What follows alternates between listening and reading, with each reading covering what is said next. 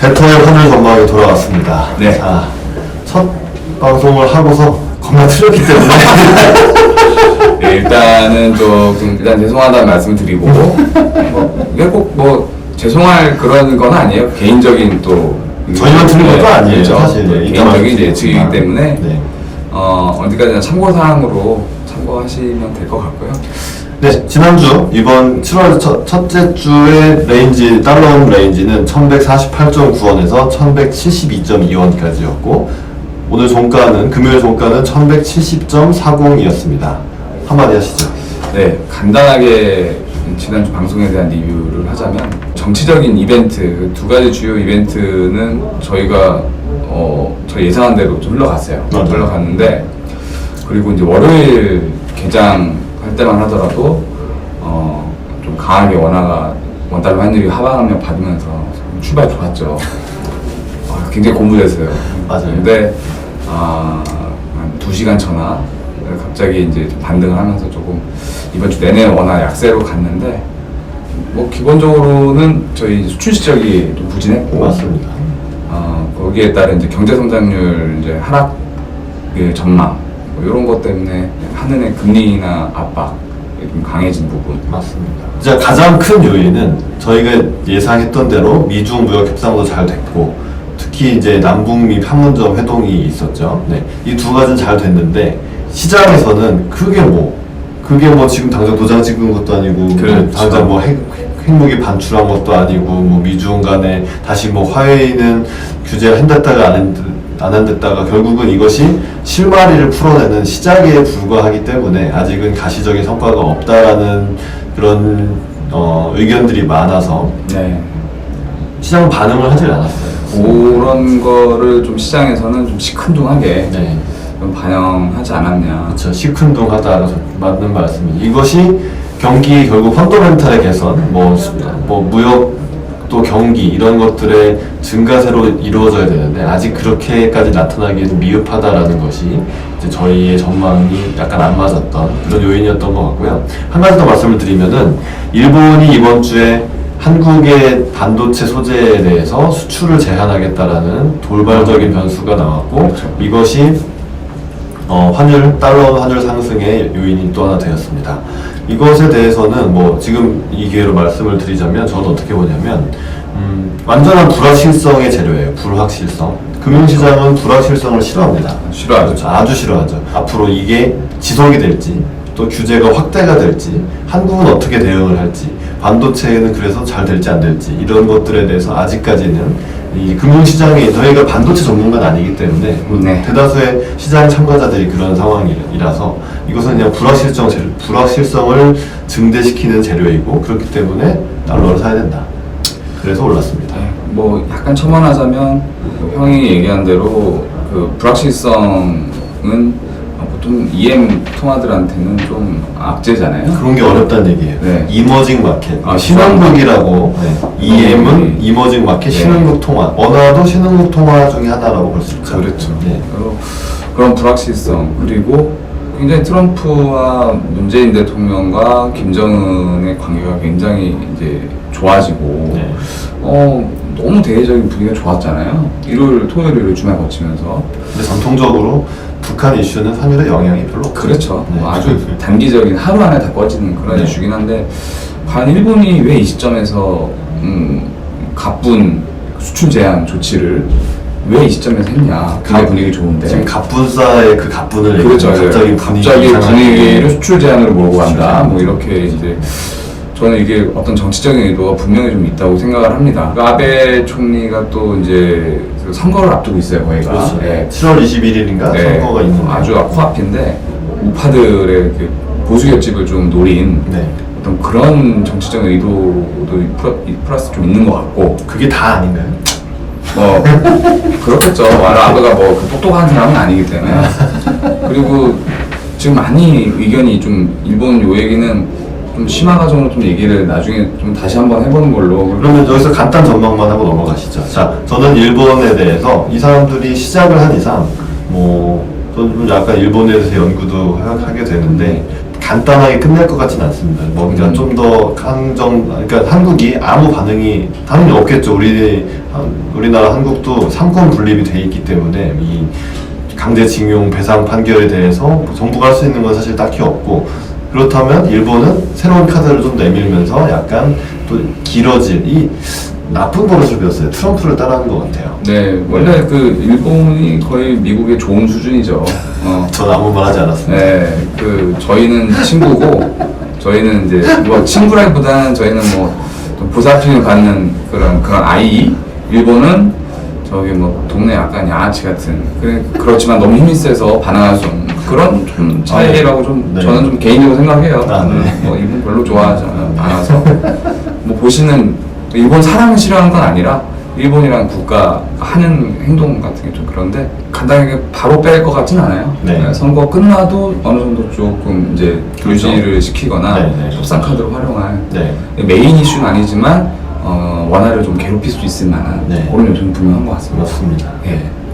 여기서 이제 일부 시장 참가자들은 이게 반도체가 어쨌든 생산이 잘 안 되면 반도체 가격이 올라갈 수도 있지 않을까. 여기에 대해서는 상당히 의견이 분분한 편입니다. 네, 맞아요. 이게 그렇게 생산량의 가격이 탄력적으로 반응할 것인가, 아니면은 그냥 안 좋은 일이 될 것인가, 이거는 좀 더 지켜봐야 되겠지만 아무튼 좀 장기화될 수 있는 이슈라고 저는 보고 있습니다.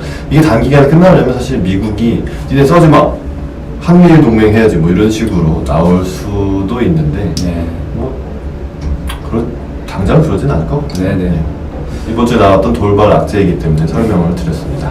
자, 그러면은 이제 저희가 기사 인포맥스에 있는 기사를 설명을 드리면서 기사 링크를 저희 아래다 걸어드릴 테니까 요 세모를 눌러보시면 링크가 나올 겁니다.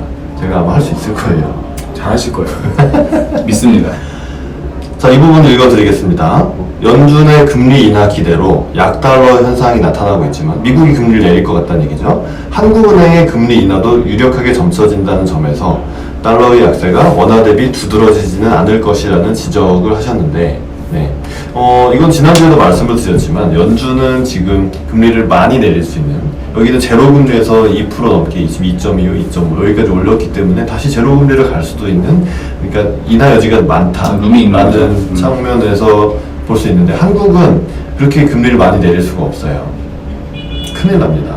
그렇죠. 네, 이머징 통화인 원화 입장에서는 그렇게 저금리로 갔을 경우에는 이제 외화 유출이라는 금융이 실물을 흔들어낼 수 있는 그런 외화 유출이라는 악재가 생길 수 있기 때문에 한국은행의 금리 인하 여지는 크진 않아요. 따라서 저는 연준의 금리 인하 기대가 커질수록 달러는 약세를 드러낼 것이다 라는 측면에서 요 문장은 견해가 다르다라고 설명을 드리고 싶습니다. 저는 그 같은 기사의 내용 중에 연준의 금리 인하가 부각될 때는 원화 강세 압력이 우세하고 한은의 금리 인하가 부각될 때는 약세 압력이 우세해지는 경향을 지속할 수 있다. 뭐 당연한 얘기를 해놨어요. 거기다가 이제 덧붙여서 한국의 근본적인 경기 개선이 없는 한 원화 약세 압력은 이어질 것이다. 펀더멘탈의 개선이 없으면 원화 강세로 돌기가 힘들다. 이런 의견을 써주셨는데, 네, 펀더멘털은 잠시 또 껴들면 네네. 이런 말들이 어렵지 않나요? 어려워요? 펀더멘털은 그럴 수도 있죠. 펀더멘탈. 이거를 제 가족들이 보고 있다고 생각을 해보시면 물론 그럴 수 저희가 있겠네요. 직장인들, 금융 시장 이런 데 관심이 있는 직장인들한테 설명을 하는 거지만, 일단 펀더멘탈은 그냥 경제의 기본적인 기초 데이터들, 기초 체력 데이터, 뭐 수출이 잘 되냐, 경기가 살아나냐, 소득이 사람들이 가계 소득, 뭐 정부 지출, 뭐 기업의 뭐 빚이 얼마가 있고, 뭐 이런 것들, 이런 모든 것들이 어쨌든 이 경제의 성장과 뭐 속도와 방향을 드러내는 데이터들일 텐데, 그런 것들을 뭉뚱그려서 해서 펀더멘탈이라고 하죠. 네. 일단 뭐 펀더멘탈을 결국은 이제 환율이 반영을 하는 게 맞는데, 당연히 펀더멘탈의 개선이 없으면 원한 약세를 가죠. 그렇죠. 하지만 이게 펀더멘탈의 개선이 정말 없을 것인지에 대해서는 좀 생각을 해봐야 돼요. 지금 작년 이제 하반기에 본격적으로 시작된 경기 둔화 우려에다가 무역 전쟁까지 같이 겹치면서 실질적으로 지금 한 반년 넘게 경기 지표들이 대부분 안 좋게 나오고 있어요. 네. 그거는 수치로 나오는 거기 때문에 그 월요일날 이제 한국 6월 수출 그 유동량 매월 첫날 나오죠. 네. 무역 수지. 굉장히 수출이 많이 급감했다. 요게 나오면서 이제 환율이 잘 빠지고 있다가 이제 급격히 이제 반등을 했는데 근 6개월 이상 지금 경기가 하강 추세에 있는 게 과연 이게 이제 언제쯤 턴 어라운드를 할 것이냐. 지금 이게 바닥 근처냐 아니면은 언제 올라갈 그렇죠. 이 바닥 근처냐 아니면은 바닥으로 가고 있는 중이냐. 이 어디쯤인지가 중요한 거거든요. 진 바닥이 어디냐? 네, 진 바닥. 모르겠지만 그건 저희는 알 수는 없어요. 진 바닥. 계산을 해보시면. 예. 저는 어느 정도 이제 바닥을 거의 가지 않았나. 개인적으로는 그렇게 생각을 해요. 왜냐면 선행 지표들을 보면은 보통 50을 기준으로 해가지고 50보다 그렇죠. 미치면 네. 경기가 둔화, 네. 50보다 높으면 경기가 좋은 긍정적인 요소를 보는데 아직 이제 50은 넘어서는 그런 지표들이 많지는 않은데 그 50 아래에 있는 지표들이 개선이 되고 있어요. 예를 들어 44에 있던 게 46으로 올라오고 있거나 뭐 50 근처로 올라오고 있거나 이런 지표들이 좀 선행 지표 쪽에서 보이는 그게 있고 1분기 GDP 쇼크는 사실 좀 이례적인 요인이 많이 있었다라고 하는 통계국장이 직접 얘기한 부분이고 2분기에는 회복이 기대된다 이런 얘기까지 1분기 리뷰를 하면서 얘기했거든요. 그리고 기본적으로 한은 총재께서 우리나라 1년 올해 경제 성장 전망을 쇼크 수준으로 낮추지 않고 있어요. 조금 이제 낮추고 있긴 하지만 여전히 2.4에서 2.5% 예상을 하고 있는 상황이기 때문에 그걸 조만간 깎을 거라는 뭐 얘기도 있죠. 얘기도 있죠. 그렇기 때문에 이렇게 반응하는 데는 경기 반등의 요인이 좀 반영이 되고 있다 하는 쪽의 정책 당국에서는 그래서 좀 카드도 좀 있고 금리나 카드 플러스 이제 재정 정책. 네, 그렇죠. 그렇죠. 추가 경정 예산 네. 정부가 준비하고 국회에서 개판 치금리가 지금 안 되고 있는데 정말 여기 빨리 해야죠. 미세먼지 높을 때 써야지. 네, 굉장히 그 국민들 생각 안 하는 사람들 때문에 지금 힘들어지고 있는 거예요. 그래서 이런 거 저는 하반기는 여전히 좀 턴 어라운드의 가능성이 좀 있다고 좀 생각을 하고 그리고 금융시장은 언제나 그런 걸 선반영하는 측면이 있기 때문에 원화 약세가 그렇게 깊어지지 않을 것이다. 네. 그렇게 좀 리뷰를 해보고 싶네요. 알겠습니다. 그러면 다음 주 달러 환율 전망을 말씀드리겠습니다. 저는 잠깐만 생각 좀 하자. 75원 지난주에는 무참히 틀렸지만 이번 주에는 맞추기를 소망하면서 네. 저는 저점 1155원에서 네. 고점 1180원 보고 약간 빠지는 무거운 흐름을 예상해 보겠습니다. 이유는 지금 달러원이 5월에 1195원까지 올라갔다는 요인이 하나는 반도체 경기 등 수출의 부진, 다른 한쪽은 미중 무역 분쟁이 좀 더 격화되면 서로 막 관세 매기고 막 이랬으니까. 근데 지금 반도체 수출 쪽 부분은 아직은 확인이 되지 않았고 7월이 지나봐야 알 수 있겠지만 미중 무역 협상은 좀 될 거라고 봅니다. 네, 이제 만난다는 얘기도 있고 일단 달러원은 그렇게 또 고수준으로 높은 수준으로 올렸던 요인 중에 하나는 꺾여 있기 때문에 1180원 이렇게 넘어가진 않을 것 같고요. 그 다음에 이제 금요일 현재 오늘 밤에 미국의 비농업 부분 고용 지표가 나올 텐데 이거는 계속 안 좋았기 때문에 계속 안 좋을 것 같습니다. 안 좋다면 미국의 연준에 대해서 금리 인하, 기준금리 인하 압박이 또 있을 수 있고 그거에 따라서 달러가 약세를 보인다면 원하는 상대적인 강세를 나타낼 수 있기 때문에 1160원대 진입을 노리면서 약간 무거운 흐름 이렇게 전망하고 싶습니다. 네, 제 의견을 말씀드리자면 비농업 부문 고용지표 그리고 임금에 대한 그런 지표들이 중요한 지표죠. 가장 중요한 지표 중에 하나인데 그게 나오는데 저는 조금 이게 좀 영향 미칠 거라고 생각을 하는 게 임금 상승률이 물가 영향을 미치고 고용자 수는 연준이 과연 어느 정도의 금리를 7월에 인하 스탠스를 가져갈 수 있느냐를 좀 결정하는데 중요한 참고 자료가 좀 될 것 같아요. 개인적으로는.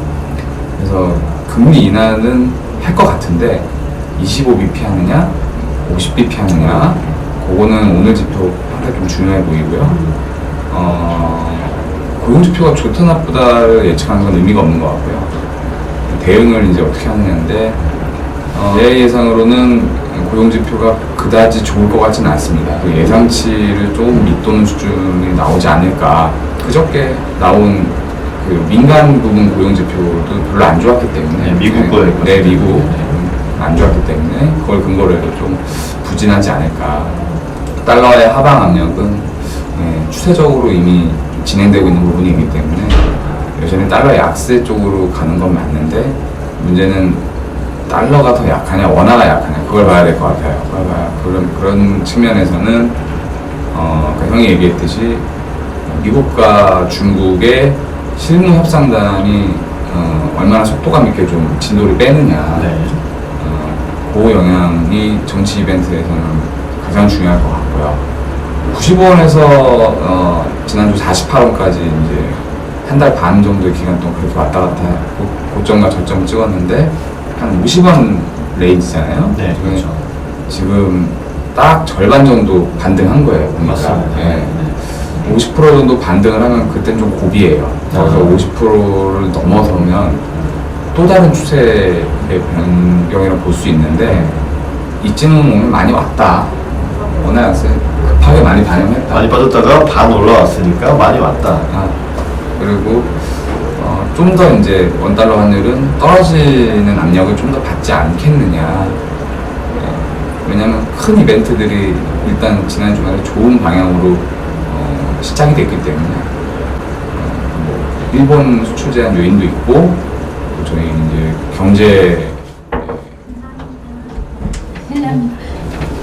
경제 까먹었네요. 갑자기 누가 왔어요. 엄마가 들어왔어.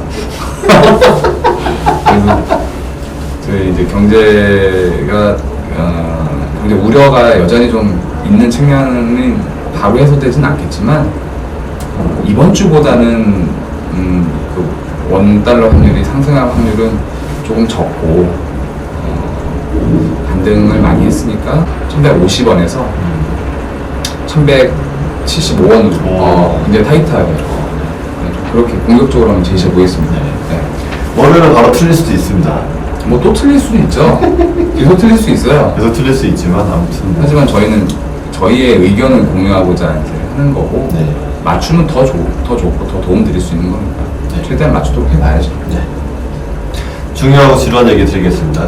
투자는 개인의 판단으로 하시는 거고 저희의 의견은 참고만 하시기 바라고 저희가 어딘가 회사를 다니고 있지만 회사랑은 아무 상관없는 개인 의견임을 다시 한번 말씀드리겠습니다. 이제 여기서 나가라고 했기 때문에 인사드리겠습니다. 엄마가 밥 먹으러 나오죠. 인사하시죠. 다음 주에 뵙겠습니다. 감사합니다. 감사합니다.